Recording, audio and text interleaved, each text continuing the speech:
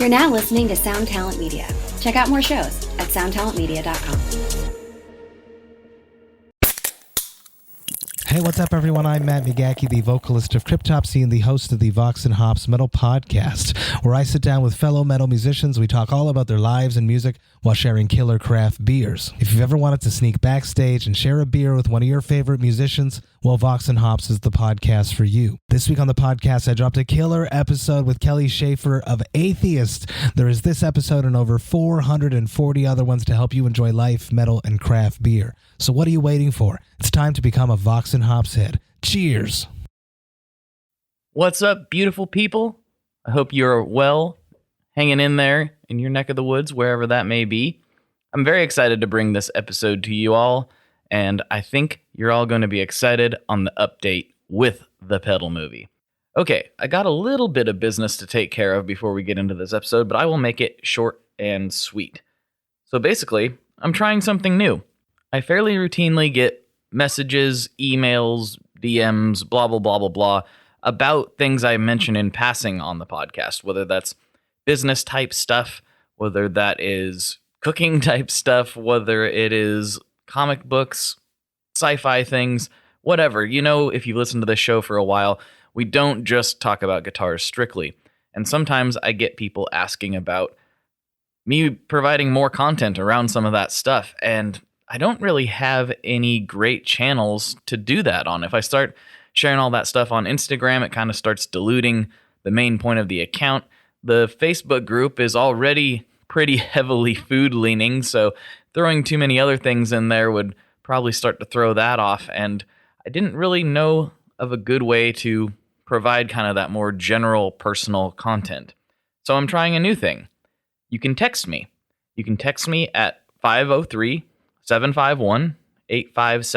That's 503-751-8577. If you're outside the United States, the country code is 1, so that would be 1-503-751-8577, and I will respond. If you text that number, you'll get a few automated things that let you opt into the thing, and then if you decide it's not for you, you can reply stop at any time, and it will automatically remove you from that. But all of these go direct to me. And everything after those first couple automated ones are all going to come right from my thumbs, right to your phone, and you can message me back and all of that good stuff. As of right now, I'm able to reply to everybody. It may get to a point where I can't necessarily reply one-to-one to everybody on every single text, but I promise I'm going to do my best. And as of right now, I'm keeping consistent, and I am able to get back to everybody relatively quickly. So it's a fun time.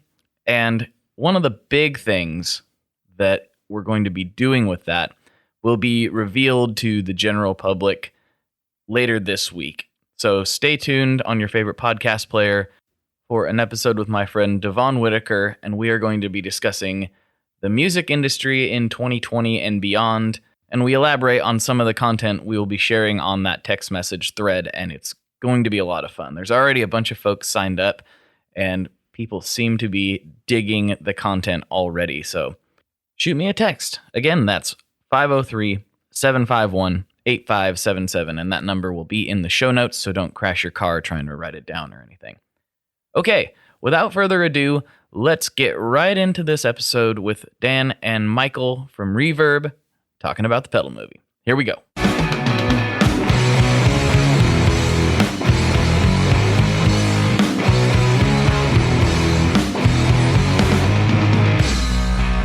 Hello, everyone. Welcome back to another episode of the Tone Mob Podcast, the show about guitar tone and all kinds of other stuff. Today, I have Dan Orkin and Michael Lux from Reverb and the Pedal movie. What's going on, fellas? Hi. Hello. Hello. This is a much different experience than the first time we recorded. Right now, you guys are just little boxes on my screen. Whereas it's a much different world than the first time we recorded. So a little bit of backstory for maybe some of the listeners who are newer to the show, because there actually has been a lot of new people downloading the podcast as of late, or at least more people. I have to assume some of them are new. Basically, Dan and Michael came on, what? Would it have been a year ago at this point? I think a little over a year. I think the last trip. Well, yeah, no, it was around November. Now that I think about it. That seems the air feels the same. So that's why I was just basing it off of the climate. But yeah, so about a year ago, they were here in the Shred Shed filming some things for the Pedal movie and interviewing Jack DeVille and myself. And we did a podcast afterwards, which you can go back and listen to if you search Dan and Michael Tone Mob. I'm sure it'll pop right up in whatever search engine you're using. And we discussed what was going on with the Pedal movie, their history with Reverb, and some other things. Well, fast forward to 2020, like we just touched on, everything's changed. So, including the plans for the movie and the filming. I know you guys have done some additional content. What happened between now and then? If people want, to hear the original story, they can go back and listen to that episode. Consider this a continuation of that same podcast, dear listener. So what has happened with you guys since then? I know it's been insane for everyone, but that production schedule just probably got thrown right in the trash can, didn't it? Yeah, totally. Feel free to cut me off anytime, Michael. But the main things that happened, I think, were we had this kind of like last. So we were filming. We started filming. Maybe this is sort of like last time on, HBO lead-in. We've been collecting interviews for this movie kind of in the background as sort of like, when people are in town, Josh Scott is coming to Chicago for whatever reason. He comes by the Reverb office. And then we did a couple trips, one to Portland, which in addition to you and Jack, we also talked to Maleko and Spaceman and Andy Martin, legend, on that trip. And, we were kind of like ramping up the amount of time we were spending on the movie from like background project to like main focus project. And we had one kind of final trip we were going to do, which was to go to New York and potentially Boston also. Michael and I travel very scrappily, where we try to, we rent a cheap car and get the cheapest Airbnb in town and try to, be as guerrilla about it. So we were going to try to do New York and a couple other points in the Northeast. And the main thing in New York is we're going to do an all-day shoot with Mike Matthews and EHX. And a few other artists potentially lined up. We were going to do Eventide. And then that was scheduled for May of this past May. Oh, and wow. That was supposed to be like the end cap. Okay. And then obviously we had to cancel that because, we work for a company. We have rules about travel and safety. And even if we were willing to beat the rules, it's really not fair to put other people in a position, like that. So obviously travel was out of the question. We did a little bit of scrambling to try to fill in some holes, shoot a few other interviews remotely. We've done a little bit of like the, you film on your end and we'll interview you via video chat kind of thing with a few kind of other people we wanted to get. And then that was sort of the main thing that derailed our original target release date of this, what would have been the late summer. So like a month or two ago. Mm-hmm. And then on top of that, to just be totally transparent with you, I think we also kind of realized that we had so much footage and so many amazing stories to tell. And I mean, the amount of footage we have to how much is actually going to show up in the movie has got to be like, like 100 to 1 in terms of time, right? It's like this amazing archive. So I think maybe we kind of overestimated our ability. And so rather than doing a rush job where we were just kind of doing the bare minimum and getting it out the door to hit that original deadline, we really just made the decision that like, we really got to breathe, take our time to edit this correctly and tell the story we want to tell and make the movie we want to make in a way that's going to, make people as excited as we are about it. So I think it was sort of a combination of like the artistic and the logistic somewhere in there. Does that all seem right, Michael? The other thing that kind of happened at some point within that year leading up to May was that we kind of pivoted the film as we kept going, racking up 50, 60 hours of interviews. We started to realize, the story we really needed to tell, which began as sort of a love letter to the boutique industry that sort of really began in the 90s, we started to realize, well, we really need to tell this entire story because it's about ingenuity and it's about it's a really human story that goes back to the 30s and 40s. So once we did that, we realized, okay, we kind of need to keep going with this. And so the time that it's taking to put this out is really just as much because we want to tell the entire story and we want to do it to the best of our abilities, as much as it was COVID or those sort of hiccups, you know? Right. I think that's a really good point. It's something I often kind of forget about. But if you look at our email chains from 18 months, 2 years ago, Michael, like the subject lines are all like the rise of the boutique pedal industry, like the original title of this movie or working title.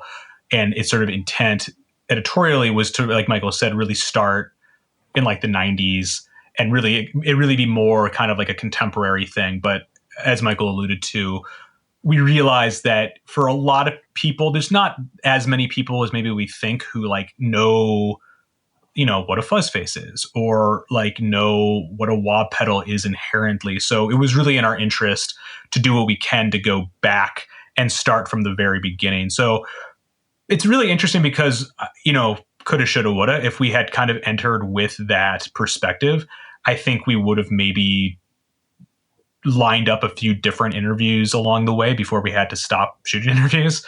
Or maybe we would have asked different sorts of questions to some of our interview subjects that were a little bit more historically focused. But the upshot of that is that we were able to bring in a lot of other perspectives and voices from a few different sources to tell the kind of like Act One, 1960 to 1990 portion of the story that we weren't really originally intending to. And I think at the end of the day, through these different twists and turns, it's going to be a much more impactful film because we really want people who aren't pedal heads and aren't Tone Mob listeners and aren't Gear Page, denizens to be able to appreciate this story. And I want, people who, I want my like cousin who, knows what rock music is, but doesn't know what a pedal is to like to understand that backdrop. So I think the movie is going to be a lot stronger for it. Yeah, it's one of those weird things that's so integrated into our lives that it's easy to take for granted that people speak the same language we do when it's actually like completely foreign. Like I through this crazy podcast thing, I ended up at a dentist who here locally who also has a podcast, who a listener won some free dental work. And he lived in Louisiana, and so he couldn't use it, and he gave it to me. Thanks, Wade, by the way. And I was like, yeah, sure. I need some cleaning. Why not? This guy is also like a guitar player, but even him, he's not like super into the pedal thing. And and then just explaining to other people like his assistants and stuff, they're helping. Oh, you have a podcast too. What's your podcast about? And it's like, well, like guitar, right? And how you sometimes see the guy using a weird pedal on stage. I talk to a lot of people who make those, and they're like, oh, okay, that's a thing. It's just like the wah pedal is like the easiest one to explain. Most people kind of understand what that is, but yeah, that's like we speak a totally different language. That's like a line straight from the movie. Like the wah pedal is like understandable because it's like so evocative, and there's actually like motion that comes from it, and like people understand what a wah. I mean, whoever thought of the name of the wah is like, it's like very onomatopoeic, right? Like it really fits. But what you're saying about how it's so easy to lose kind of the forest from the trees with gear and like gear content and podcasting and marketing, whatever it is we're doing, it's like I think about that like all the time, even just from the perspective of like Reverb's growth and Reverb marketing, which is what we do. It's like, it's so easy to forget that not everybody understands what you mean when you say like, this is a transparent tone, like a lot of people who buy gear or who are just guitar players or musicians, they just want, like I think about my dad. My dad's been playing guitar since, the 60s, and he's a very gifted guitarist and has a nice spread of instruments, but he would much rather have a multi-effects pedal that's going to give him all the tones. He doesn't understand why you would need, all these different individual things. Yeah. Mm-hmm. Yeah, it's a division between, there's guitar players, and then it subdivides down into basically people who listen to this podcast and who are going to be really excited about this movie. So I like that you've taken the approach with the movie, because my mom's really excited about it. But like, if it was all about, the individual differences between different transistors, she even she would start falling asleep, even though her son's in it. She'd be like, well, okay.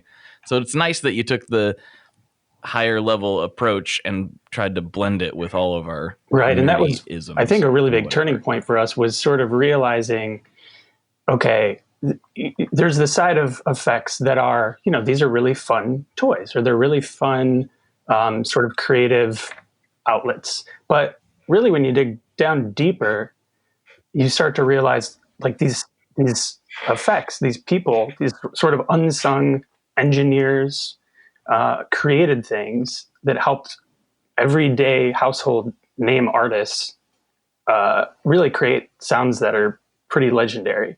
I was having a conversation with my uncle, who's a big music fan, pre-COVID, maybe like a year and a half ago. And he was like, so what is this movie? And I'm like, pedals. And he's like, I don't know what that is.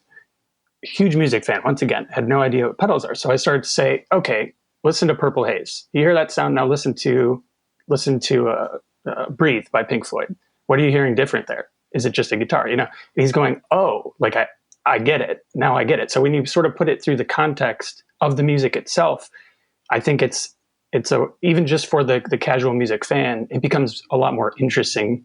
And then digging further, we really wanted to showcase that there's people behind these circuits, and the stories are amazing. And so how we get there, how they got there, is really the story that we're trying to tell, and how it influenced really popular music. How many hours of footage did you guys end up with? I have this number in my head that keeps waving back and forth, and so I have no idea what it was anymore when you guys were here. What did you end up with total? So if you said enough.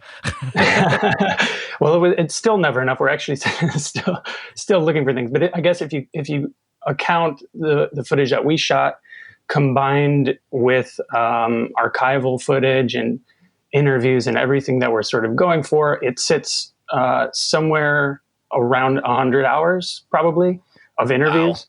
Wow. I know when I was transcribing to kind of start to create a script, we had distilled it down to something like 500,000 words from those interviews, and then kept distilling it down. So that was a few months process of, trying to piece this story together through hundreds of transcripts, really. And in addition to the original stuff we shot, we are also bringing in various, interviews we've done for like the Reverb YouTube channel over the years. There's end up some performance footage that's sort of illustrating what we're talking. I mean, that's one of the nice sort of boons that we have to lean on, is like we have this working archive of a lot of like musicians showing stuff, as opposed to just the builders telling stuff, and that's really good. And then in addition to that, it's also worth noting, because I don't know if you know this, but we're also bringing in a few interviews from two different partners in the industry, which I need to shout out because they've been totally amazing. One of which is NAMM, and the NAMM Oral History Project specifically, which, if you're not familiar, is a real, if you're like ultimate level gear nerd, this is an amazing rabbit hole to fall in. The NAMM Oral History program has a website where they have video interviews with like hundreds of different people who have been instrumental in the gear industry over the years. So it's not just pedal stuff. It's like, synths and like trumpets and, whatever. But we were able to borrow a few interviews with folks who are either no longer with us or we couldn't get to through other means. So that's really cool. And then in addition to that, we're also working with the wonderful folks over at Dunlop/MXR /Way Huge. And they've done a couple really cool archival, I would say probably the most similar thing to what we're working on of anybody else that I'm aware of. They've done a lot of kind of historical interview things about the history of some of their brands and products. So the Crybaby, and then MXR. So from that, we were able to borrow some really fantastic interviews with some of like the original like MXR folks. So that's also been a really nice resource for us to work to help tell the story. It's cool that they had the foresight to document some of that stuff, because I mean, I know like a lot of these guys, especially in the 90s and forward, they didn't really realize what was going to happen. I remember some stuff from one of the early trailers where Jamie and Julie from Earthquaker were like told, okay, have fun with your hobby, and it's like, when you get that kind of input, right off the bat, you probably would have like, oh, is this even really like worth talking about? Like, so it's cool that the Dunlop folks had the foresight to realize, maybe we're doing something somewhat important. Yeah, and it really, and it does really, especially with NAMM and MXR Dunlop doing that work really out of passion was incredibly helpful to this, but just great work in general. If you being a documentary junkie myself, and I'm sure you and all your listeners are loving music documentaries throughout the years, et cetera. But it's easy to make a documentary about a band and find that archival footage, because bands were interviewed. People wanted to interview bands by the nature of them being famous. That's not necessarily the case with the musical instruments industry. So having that archival footage really kind of puts you in that time and space. It would have been wonderful, obviously, to be able to shoot updated interviews, but it's also kind of cool to have these older interviews from decades past, because it kind of puts you in that time frame that we're actually speaking about. I think, and I think even more so than like Jamie and Julie and like, the contemporary class, where you are operating in this culture where there are people on the internet who are like obsessed with gear, and like they talk about it, and there's like this there's like this sort of living documentation of like people responding to gear, and like better than anybody, like the culture around like people being interested in founders and personalities and designers. That really didn't exist back in like the 60s or the 70s. I mean, you have a few real celebrity musical instrument designers like, Leo Fender or something like that. But like, there's so many kind of like unsung folks, and, a lot of them have passed on, or they don't really have interviews. I think maybe the best example that comes up a bit in the film, but even more so just in a lot of conversations we have, is Keith Barr, who is one of the co-founders of MXR. And if you're like, a gear person who's interested in vintage gear, particularly in like the history of music technology. So Keith Barr founded MXR, designed most, in collaboration with other people on the team, but designed like, the MXR compressor, the Phase 90, like the, all these pedals that are like, they basically like set the standard for what that type of effect is. And then MXR goes out of business, and he starts Alesis. And then Alesis turns around and invents the ADAT, which he developed, I believe.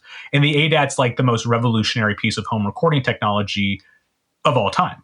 And then if that wasn't enough, he also invented this thing called the FC1, which is a microprocessor for music equipment that it's like right up there with, it's like the underpinning that allowed for like the explosion of DSP technology in like the, late 2000 era. So he's just this dude whose resume, like it's basically, his resume is like reading like the history of music gear. And there are very few photos of him. We couldn't find any like archival video interviews with him. There's some articles and things like that, but and he's just one. There's lots of other people who are like that. After that, he also went on to create instruments, I believe, for cardiac surgery. Right, that's the thing. And then Ron, one of the other MXR guys we talked to, Ron told me that he also ended his career working on golf equipment.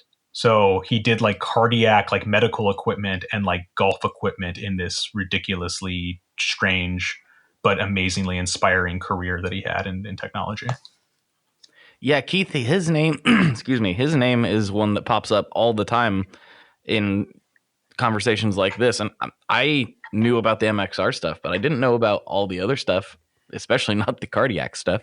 But like, yeah, he's definitely an important figure. There's folks that like like Mike Matthews, for example, that are still with us and have been, rather, compared to Keith, rather well documented. People, I mean, you can see his face on the battery. You know what I mean? Like he's people know who he is, and Keith kind of takes a back seat sometimes, but he was extremely important. Like, Yeah. And I can't even, you guys probably know way better than I do, all of the other, figures in the background who give us these things that we wouldn't otherwise even understand. I mean, like the Phase 90, like Phase 90 is like synonymous with Van Halen. Like we've got so many things to be thankful for from that guy's brain. 100%. And Mike's sort of the exception to every rule, because in addition to being this like visionary designer and like everything else, he's also just like this amazing personality and character who the kind of whole pedal industry kind of gravitates around in a lot of ways. I mean, like I said, we had to bail on our interview with him, but we were going to do like a whole day. And that's maybe like the thing that I'm like most disappointed about of like anything through this whole adventure, is that we didn't get to. I mean, don't get me wrong, Electroharmonics and through archival interviews and stuff, like he's definitely very well represented in the film, but I just, am bummed that we didn't get the chance to just like get the grand tour of the AHX factory and see all the crazy, comings and goings and stuff he has. I've seen pictures of this. Apparently there's like, he has this like painting that was given to him of him as like a Russian, like nobleman from when he was working in Russia. It's like this giant painting in the EHX office. So someday. Sequel. Someday. Yeah. Before this podcast existed and before he had a pedal company himself, my good friend Leon over at Pelican Noiseworks, he went on a trip to New York, and we were both just like your average, well, maybe not average, maybe slightly more obsessed, but your average gear nerds at the time. And he managed to track down the EHX headquarters, and he just walked in with his wife and some guy kind of saw him, and he was like, yeah, I'm here. I just, big fan, and I'm here in town, and I kind of wanted to look around if that's possible. And the guy's like, well, we don't really do that. Come on, let's go. And so he got this totally impromptu random tour of EHX. And actually the guy did take him up to Mike so they could shake hands and get a photo and all this stuff. And I'm always been jealous of that. Like, man, I wish that were me. Awesome. You really did good there. Yes, got this random photo in his studio of him and his wife just hanging out with Mike while he's chewing on a cigar. Probably with cigar and stogie in mouth. Absolutely. He's such a character. It's amazing. I have to imagine during this process, I mean, COVID aside, that's its own wrench in the gears, but there are so many things to cover when it comes to this particular subject. I mean, is there going to be a part 2? Are you going to take some of this stuff and put it on YouTube? What are your plans for the stuff that doesn't make the cut? Oh my God. I think we're just focused on getting to the cut, but it's a great, I mean, what you're getting at is sort of like, I think maybe like the thing that's most, I don't know if I want to say stressful, but like, challenging. Sure. Challenging is that there, I mean, like we said, we have over 100 hours of footage, 500,000. It's like it's just, I wish that this movie could just be 100 hours long and it was just the entire, like I think there's an audience for that, for a different audience, but there's an audience of super hardcore people would appreciate every word. But that challenge of paring it down into something digestible has been extremely challenging, because the same way that you would feel about this, like a lot of these people are our friends. We want their stories to be represented, and we feel like everybody has a cool story to tell and a cool like pedal brand to represent.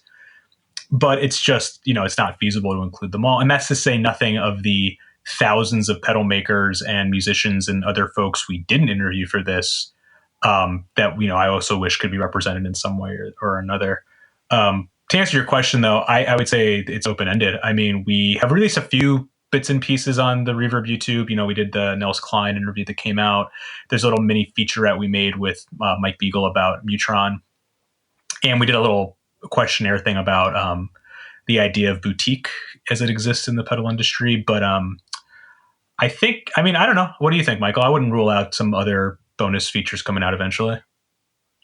No, we have so much that, like Dan said, we'd love to include, but we can't. So I absolutely think that it'll be worth putting out some sort of bonus features for, all the hardcore pedal nerds like us out there. But yeah, at the end of the day with this, it's really us trying to use all these amazing stories to kind of tell a larger story. And you do see a lot of these parallels and things like that. So, we respect and love all the thousands of pedal companies across the world. We wish we could have included all of them, but this is where we're at.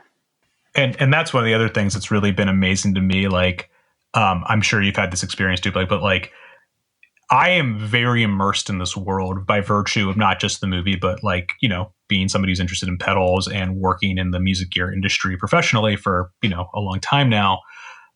Every day I go on Instagram or whatever, and I find a pedal company I haven't heard of before. And it might be, somebody who's made 10 pedals and sold them to their friends and just made an Instagram account. And is that really a company, or, just, what, it doesn't really matter. But like, it's like, I always feel like this like intense feeling of FOMO of like, oh man, I can't believe I haven't heard of this one yet. I can't believe I haven't heard of this person yet, or whatever it is. And it's just, that's a theme in the movie, of course, but it's just this like fractal where like the more you zoom in, the more it keeps going and the more complex and expansive it gets. Yeah. So I think the other question that's probably on a lot of people's minds, and I don't know if you'll be able to answer this fully yet, but how is this going to be distributed? Do you know, is it going to be a YouTube thing? Is it going to be streaming on various platforms? Or do you even know yet? Yeah, that's a great question. I can't give you super specific answers because this is like, the thing I'm actively working on finalizing some details with. There's a few kind of like last minute, like contractual and legal, boring things like that. What we can say is it's going to be available on various streaming platforms. It's not going to be available on like YouTube. And, this is probably the big reveal for, I guess, in that regard. It is going to be like a paid for rental at launch. But, like on iTunes and Amazon and that kind of thing is what we're working towards. But there are also going to be like, opportunities to see it without that through other means. Like, as you may have seen with those exclusive pedals that were launched along with the new trailer earlier this week. Anybody who bought one of those pedals is going to get access to it. So it'll be on a few different places, but at the very least, it'll be available for rent on some of the paid streaming platforms for, a couple bucks. Cool. Yeah, well, I already know that there's thousands of people chomping at the bit for it. So I don't think that a couple bucks for a nice Friday night is going to bum anybody out too terribly much. Yeah, maybe Friday night into early Saturday morning if I get my way. It's the Irishman of documentaries. I guess. Yeah, we were just saying it's like the Return of the King because it's very much like, is it over? Nope, we're going to tell you about this company now. That's actually, you probably can't even answer this yet either. Like, is there a time frame that you're shooting for? In terms of release or length? Length. You want to take that, Michael? Yep. Right now we are looking at somewhere between 2 and 2.5 hours runtime. Wow. So that's enough time to tell, a really large, big, broad story that does dive into a lot of the incredible kind of themes that just have occurred over the years. And I think you'll find a lot of documentaries these days are just with people, streaming, binging things, etc. 2.5 hours is not uncommon. No. I was I was saying how, like, I don't know if you're I'm actually not a basketball fan really, but I loved the Michael Jordan documentary series on Netflix that came out this year. Mhm. And I was saying how it's like 10 hours long, but it's like 2 of those hours are just like highlight reels of Jordan in the 90s. And it's like, I keep on saying, why don't we just do that? We'll just make it a 10-hour movie, and a third of it will just be like highlight reels of people playing pedals. It'll be, people have patience for that these days. What else are they going to be doing? And to be fair, we did actually, I think maybe last time we spoke to you, we weren't entirely sure if the pedal movie was actually just going to end up being like a 6-part series or something. We obviously could have done that. It would have been a lot, and it probably would have taken another year or two to wrap that entire series up. So we're trying to create a line between efficiency, getting out a great story, and getting it out in a timely manner. And I think this kind of gets to another thing I wanted to mention earlier, but it's like, this is, I think, what's going to be maybe the most controversial thing about the movie in a lot of ways, or at least in my mind anyway, like my internal debates, my internal controversies, is that like the way to think about it, the way we're trying to do this is like a lot of the stories are representative of like broader themes in the industry, as opposed to telling every story of every pedal and every pedal company, which is obviously not possible. It's more like, here are some case studies that kind of talk about, what it's like to get started here or learn how to do this here. For example, there were a lot of really cool companies that started in the 1970s. We have really great interviews with people from a couple of them, but we frankly just didn't really have time or get together to get interviews with the people who founded, Fox or DOD, unfortunately. I wish that was a wish list one. We just, so it's not like it's going to be these interviews or backstories with every pedal company in history. But the idea is that we're going to tell you about MXR and Mutron, and from that you can understand like what it was like doing that back in the day. So it's like a case study for these larger themes, and that's even more of a thing when you flash forward to like 2012, when you have, we have interviews with several dozen people talking about learning how to solder, and then, buying a bread box and, going on the, Stompbox websites and RG Keen and Craig Anderton's book and all this different stuff. And it's like, that's a really cool story. We really only need one person to tell about that experience. You don't need to have every brand telling that same dynamic, even though there's some variation. So I think that's the thing that I hope people recognize, is that it's like, hey, we wish we could have included every single morsel from every single person. And the reality is that your favorite pedal company may not get the screen time that this other one does, or, whatever the case may be. Yeah, I've always had this scene in my head, just because I've done so many interviews with a lot of these same people, where I don't know if this is going to be an actual cut in the movie. I have no idea. But I always had this scene in my head of builders that got started in that, 2010 to 2012, 13 era of like, so I was on free stomp boxes. So I got, and having them all kind of cut together saying the same thing. Cause so many of them do say that. Oh, I started with this kit, or I got my first soldering iron and I just, built a simple circuit. And it's amazing, the similarities. And I have this super cut in my head of a bunch of people saying the same thing. Yeah, I would say that's not too far off. Additionally, no spoilers, but I will say that we have a line from none other than the host of this very podcast, basically summarizing that like pretty succinctly. Oh, geez. And that is another really good point, though, is that, while, for instance, we may have not been able to interview, the founders of DoD, which was a bucket list thing we would have done, absolutely. We still have, brands are still represented through these 100-odd voices, and talking about the influence of X and Y. So, that's the beauty of sort of having all of these folks tell their own perspective of the history through their own careers or their own path, is that a lot of these brands do pop up and are represented, even if we couldn't speak directly to them. Were there any like things that were, I guess, uncomfortable or difficult that like, it's like, oh man, I really don't know if this fits in with the general theme, but it's kind of an important cog that we should include or keep in. Anything like that made it a little bit weird? I know all those conversations. There had to have been a few people saying some odd stuff. I don't know if I would say uncomfortable necessarily. I think some of the people, especially some of the older guard, there's like a certain like kind of industry sensitivity to like not revealing too many cards and that kind of thing. There's obviously the whole situation with Mike Fuller, but let's just leave that at that for the time being.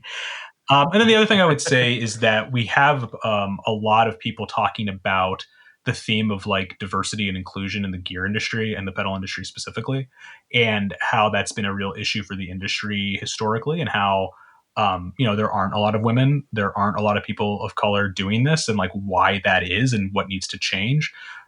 The thing is, I would say is like I wouldn't categorize that conversation as uncomfortable necessarily. It's a thing that maybe is like a little controversial, and maybe some of the more, I mean, I don't even know, like conservative viewers might kind of not, it doesn't even really concern me. People who are passionate about that topic and have strong feelings are very like happy to talk about it, which is really great. But that's the only thing that comes to mind to me that I would say is like maybe in that kind of arena of like, maybe like a little touchy, I guess. Mm-hmm. Yeah, the other thing would probably be just perspectives on clones versus new version, new products that are being created out of old circuits. This sort of distinction between that is there's an incredible amount of perspectives, and I think you'll find that every builder has one. You could probably make, and maybe we will, our own little mini featurette just about those sort of opinions. I'd say that is kind of one of those very polarizing topics that comes up a lot. Yeah, that one is touchy because, at some level, there's only so many ways to create gain in a circuit. And so when does it become a clone? That's an in-depth conversation that I'm not really qualified to talk about because I don't make circuits. It came up in a lot of our conversations, and it's a great example where like Michael said, we could do an entire 30-minute, 45-minute feature just on that topic, because every pedal builder has an opinion on it. A lot of the opinions are very not even surprising, but just kind of they reflect people who have given this a lot of meditation and are very concerned with the artistry of it. And that ranges from, Brian gave us some really good thoughts on it. And he's, not shy about, he did the tumness and he wants to satisfy his customers. And I think that's a totally legitimate thing. On the other end, not necessarily the other end of the equation, but kind of overlapping, we did an interview with Steve Albini, not a pedal maker, but certainly somebody with a lot of opinions about intellectual property. And he was just it's almost kind of hilarious. He was just basically used it as an opportunity when we asked him about this to dispel with the notion of intellectual property and that everybody should be able to do whatever they want all the time and it's not a big deal. And that's a pretty radical, zealous kind of point of view also. But he kind of comes from his perspective where I think he's thinking more in terms of music as opposed to technology, I guess. But it's just to show that there's it's not even so much as there's a huge range of opinion. There's just a huge depth of opinion on that particular issue. Yeah, it's an interesting one. And literally everyone who's associated with the gear world in whatever capacity has an opinion on it. Whether they think it's fine, do whatever you want, or whether they hold some things as sacred, everyone has an opinion on it. And, they're just that. They're opinions. It doesn't necessarily make somebody 100% right or 100% wrong, whatever they feel on it, because this isn't, to some degree it is, but it's not always just fact-based. A lot of it is feeling-based and how you feel with the extent of certain things. It's a difficult line to toe. One thing I wanted to touch on that I'm surprised we've gotten this far without talking about it. How did these collaborations come about? Obviously, they came about because of the movie, but what's the story there? I'm going to give a quick shout out to our dear friend Evan Weiss, who is a staffer at Reverb, and he is somebody who does a lot of our like business relationships with different manufacturers, not just pedals, but that's sort of his passion. Evan's a very gifted musician and like architect of tone, I would say. So his opinions on pedals are like way they're just really, he just has really great ideas for this kind of thing because he's like a really experienced like recording artist too. And he just has this great like rapport with all these different companies. So when we started really pushing the movie idea back at NAMM, this past NAMM in January, or I guess, yeah, this sort of idea sparked of like, oh, we want to do some limited run stuff for the movie that has sort of like a historical resonance or like reflects some of the themes in the movie a little bit. So we kind of put the call out to a handful of people who are interviewed with the movie to see if they were into the idea. And it was very organic. It was very like, one thing that a lot of our interview subjects talked about is like how, even though a lot of these companies are in competition with each other, they all are like, like they're all friends, they all hang out and they all support one another in a weird way. And it's very like punk rock, it's like, yeah, maybe we're all going for the same like gig, but if we're all on a bill together, that just makes the gig that much better. And I think the brands that signed up to do this really were like super into that idea. So specifically like, Ollie and Jamie from EQD and DBA are like, they're just like huge fans of one another. So, and in the movie, there's this great passage where Jamie talks about how inspired he was when he first saw Death by Audio Effects, because Death by Audio Effects had this like super punk aesthetic, like very DIY. And it was sort of this light bulb moment for him where he was like, oh, I could do that. So he cites Ollie, who, started a few years before Earthquaker did, as being like one of his main influences. So that relationship made like perfect sense. And then even more directly, obviously, is the Bliss Factory, because Joel, kind of studied under the auspices of Zach, and they have this history that is discussed a bit in the film. So like the pedal is very like historically and tangibly a reflection of one of the storylines in the movie. Yeah, I thought that was really cool. I mean, the Zvex thing made just absolutely natural sense, obviously. It also just made me remember that I haven't talked to Zach on the podcast yet, and that's just kind of an atrocity. That doesn't really make any sense. Oh, you should. Ooh. Yeah, especially because like I have this very vivid memory of my first NAMM, I was still kind of like awestruck that anybody would let me in anywhere and that anybody wanted to talk to me at all. And I was at the EQD party and I grabbed a beer and I turned around and Zach was just standing there by himself. And I'm just like, I'm going to go talk to him. And we just started having a conversation. And the whole time, like, I can't believe I'm just sitting here talking with Zachary Vex. This is insane. Like, and Zach's like influence is so profound. You might toss him up there as like maybe like top 5 most influential pedal designers. I think there's a strong argument for that because this will come out in the movie a bit. So again, try not to spoil too much here, but there were boutique pedal companies that started before Zvex for sure. I think Zvex is sort of this turning point where it sort of becomes like, let's not just make really high end versions of like established effects. Like let's make something that's like totally unprecedented. And I think that's why Joel was excited to work on the Fuzz Factory circuit for the Bliss Factories, because the Fuzz Factory, that was the second pedal. It came out in like 95 or 96. It's like by boutique pedal standards, that's like about as OG as it gets. And it's still this very like revered circuit by a lot of people. And it's so we have a clip of Nels Klein talking about it, about how it's like, what even is this? And then the more you play with it, you're like, I can't live without this. So, so yeah, I think Zach is like, and then, the hand painted thing, like that kind of predicts like and he's out there doing it with very little reference point for other people in the industry, because there really wasn't doing the same kind of thing. Like that's like what boutique means, right? It's like just putting it all out there and doing things that nobody has really tried in that way. And I think, I'm really glad we were able to get Zach on film for this, because it's a really important part of the story. Definitely.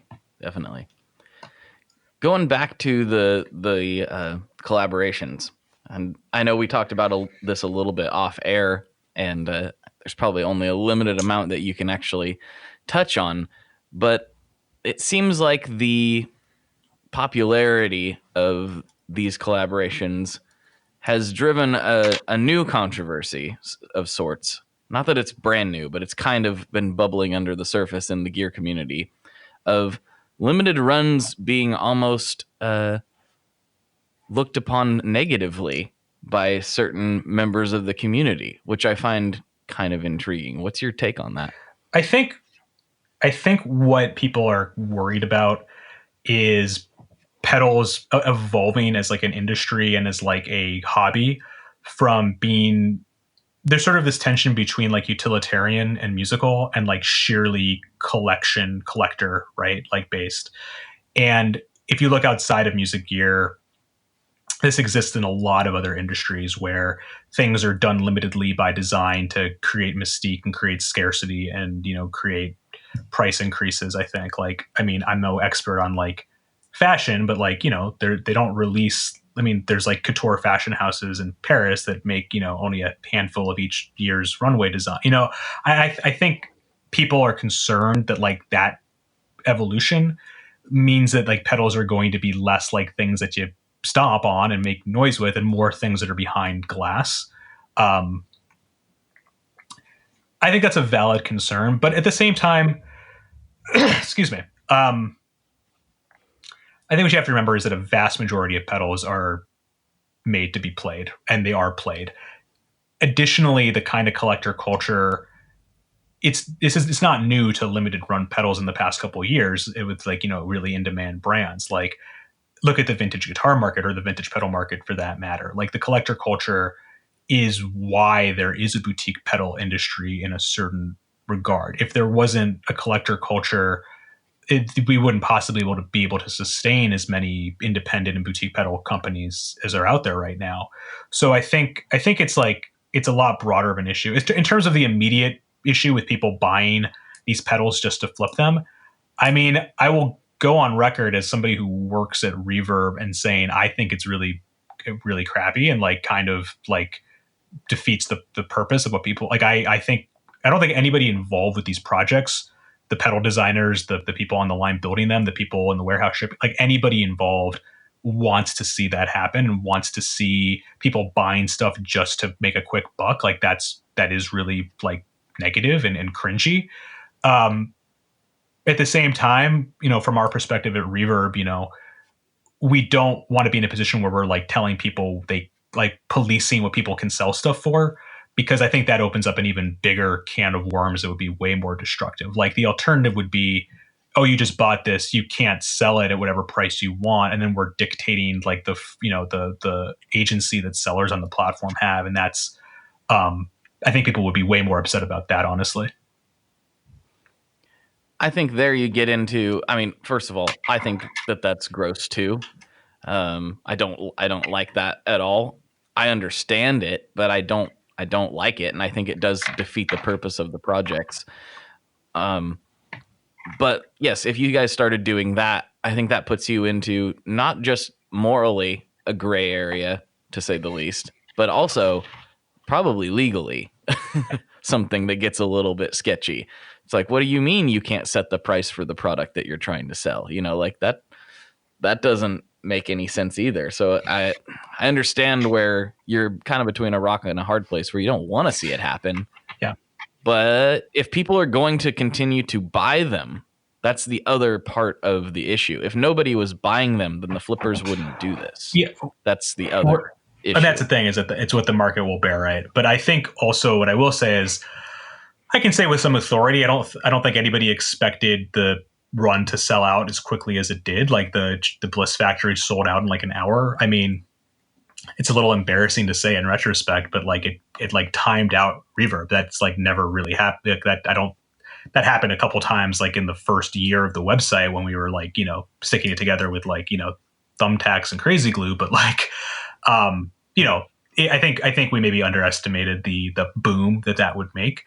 And I give Joel a lot of credit for being very like approachable and available to his community and like posting about it and being very transparent and forthright. Like clearly he is conflicted about it because, you saw the Facebook posts, I'm sure too. Like, so it's an interesting dilemma. I think it's one that the community and industry will kind of have to keep working its way through. But a part of it that people I think also don't recognize is that, maybe they underestimated the excitement around this a little, or the demand for this a little bit. But making a ton of pedals consistently, that requires a lot of planning too, and like ordering parts and production and capacity and sacrificing.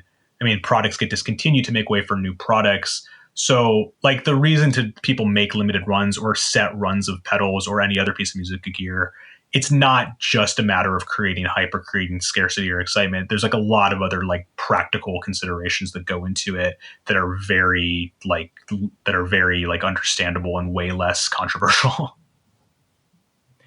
I think the other thing that gets glossed over by the people complaining about the limited nature of this one in particular is that they made 1,000 of them. Yeah. It's not like it was 10 or even 100. There was 1,000. That's a decent sized run.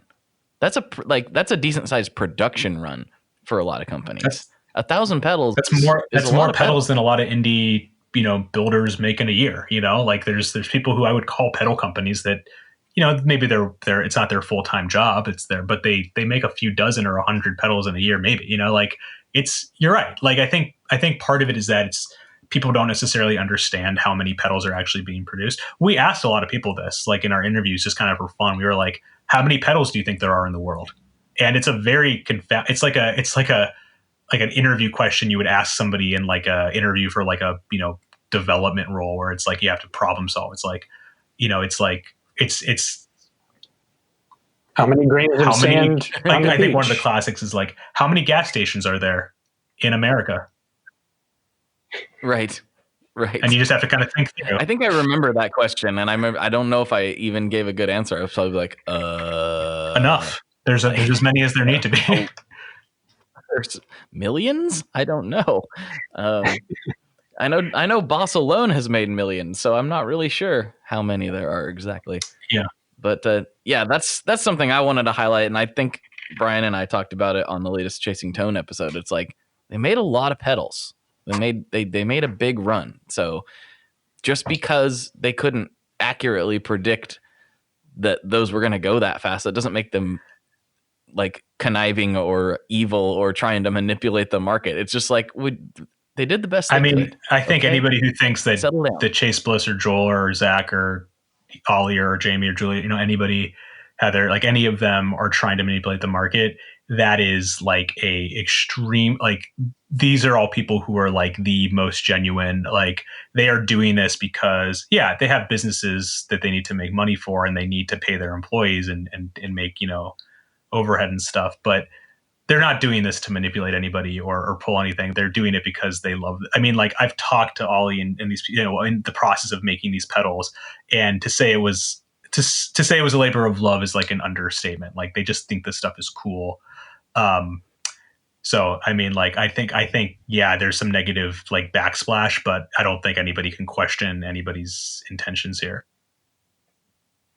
Yeah, I don't think so either. I kind of remember watching the What is Boutique part that you guys put out there. And I vaguely remember Ollie seeming like he had like a little bit of regret that he had to produce things at the price point that he does. But that's just kind of how it is. It's like there's no real way around it if he wants to have a functioning entity. This came up a lot in some of the debates around the Amazon pedals too. Because, it's like, well, if Amazon can make a pedal and charge $30, why does, Earthquaker Devices or a JH, whoever it is, why are they making another pedal it's just an overdrive, and it's $200 and it's like, well, there's a lot that goes into it. And it's another example where, like, you know, there is a scarcity and there is like production, and that is what creates the thing that makes us excited to buy these things or play them. I mean, and I do think that also there is a lot of good evidence. Like when you watch the film, Oh, I forgot about that. Go back to the film, you really do, you really do kind of realize through the course of it, oh, you know, there's all these elements that actually are sort of responsible for why these effects cost X and these effects, maybe more assembly line created effects, cost less. You know, I think there's a lot of factors that go into it, and I think it does come across fairly well when you put them all together in the film. Yeah, it's an interesting, complex thing when you get into any kind of manufacturing process, and I think it's easy as a consumer to look at something and oversimplify it. You know, just be like, well, that should be this because I think it should. And I mean, we all do it. Like there's definitely things that I look at and I'm like, why is that so much money? Like I have a coat. Why is that coat $400 and my coat's $20? Like, you know, that doesn't make any sense. I mean, pizza, but you know, you really cheap pizza and there's really expensive pizza, and you know, it's the same ingredients ultimately, but I mean, is it though? You would know better than I do. You seem to eat a lot more pizza than I do. I do eat a lot of pizza. You're gonna have to watch the pizza movie to figure that out. 100%. Is that the next I would project? totally watch that movie. The pizza documentary, that has to be a thing, right? I mean, if not, surely. Really good idea. That's we need an Italian speaker though. We need to go do some interviews in like Rome or Naples. I mean, I'll learn Italian if you guys want to fly me out to Rome or Naples to do this movie. I'll do it. The next project. Well, we are right at that hour mark, and I think you guys have filled in a lot of holes for us. There's probably one more thing. I know you guys have put this out there pretty publicly. The release date, January, correct? That's the goal. I'll be very transparent. Like I said earlier, with the platforms, there's just a few like kind of last minute dots to place on I's, dots, T's to cross, I's to dot. That's going to determine the actual date, but we're definitely aiming for January. It might coincide with the online NAMM this year, which is, you know, the traditional time of year to release product. So it kind of fits in that regard. But what I would say to everybody who's listened to this far, if you're not already, follow us at The Pedal Movie on Twitter and Instagram. We skipped Facebook because I just don't have it in me. Also, Instagram is such a better platform for this. So anyway, follow us on social media, and we will keep all the updates there as soon as they are available. Right on. Well, have you guys updated your pizza preferences for 2020? Has anything changed before we sign off here? No, although I've been doing a lot of baking lately, and I've been making focaccia, and I realized that focaccia is basically just fat pizza that's worse.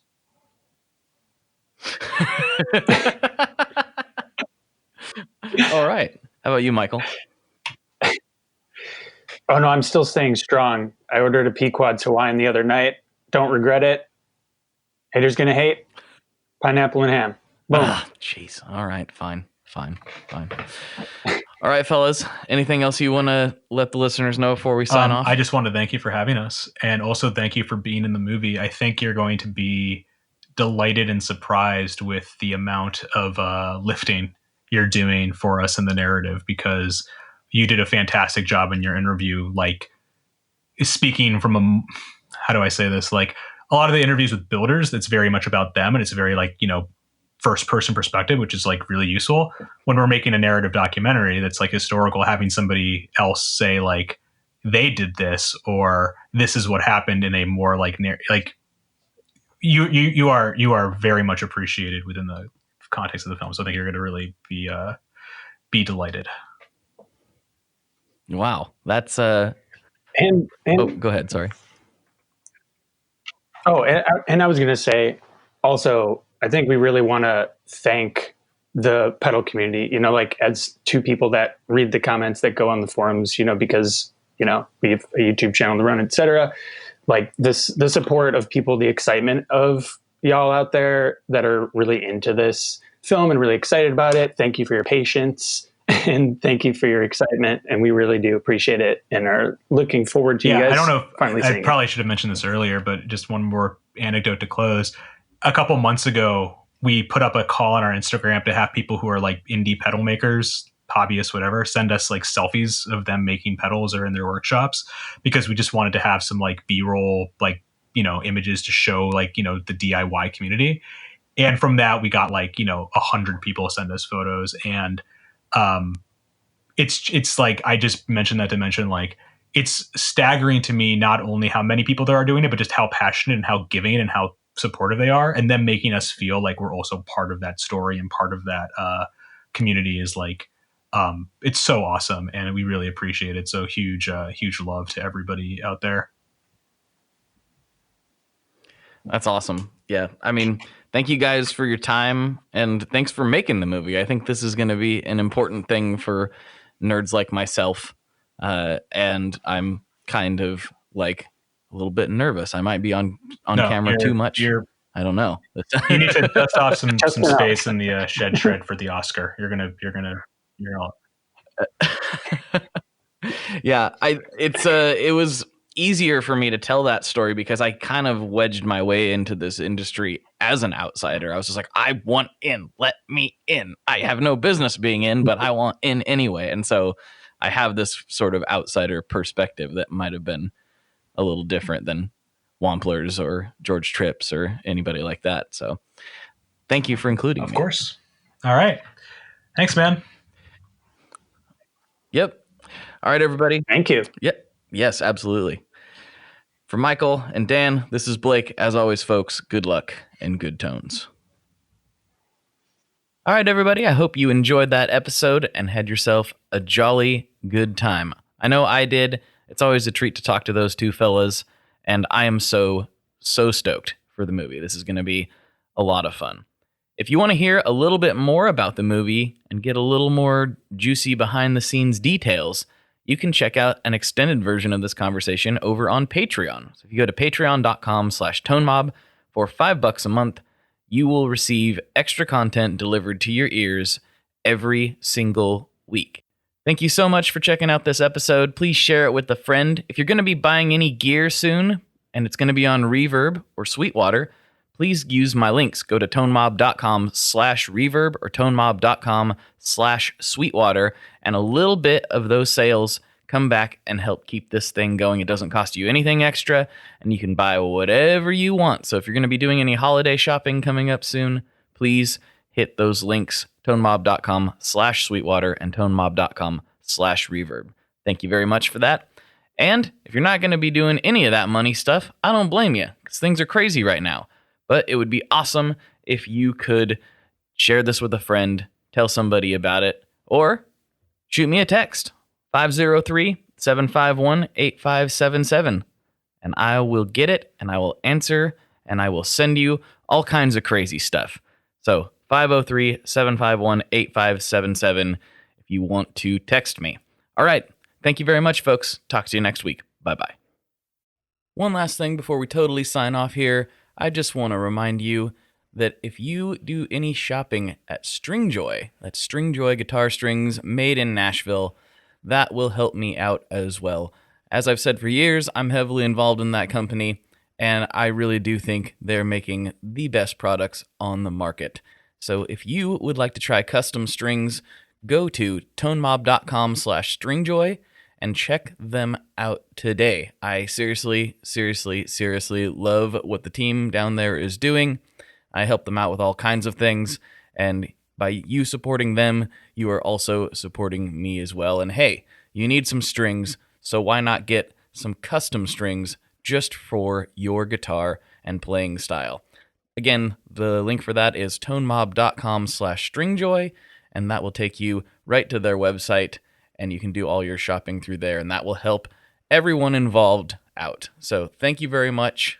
Talk to you next time. We are brought to you by the wonderful folks at Gun Street Wiring Shop. Yes, Gun Street Wiring Shop. I've talked about them before. I used to say based out of Bend, Oregon, but guess what? Sean moved to my neck of the woods. Sean's in Portland. Sean is awesome and has helped me with a bunch of stuff lately. And if you have wiring needs for your guitar, he can help you too. If you want to get weird with it, he can get weird. If you just need to spruce things up a little bit, there's your guy. He takes all the guesswork out of doing your guitar wiring, and he makes it simple, and his customer service is top-notch, and I can't say enough good things about Gun Street as a company. I really respect Sean and what he's all about, and the product is top-notch. I've got 3 different guitars that now have Gun Street harnesses in them, and I could not be happier. So go to gunstreetwiringshop.com and check them out.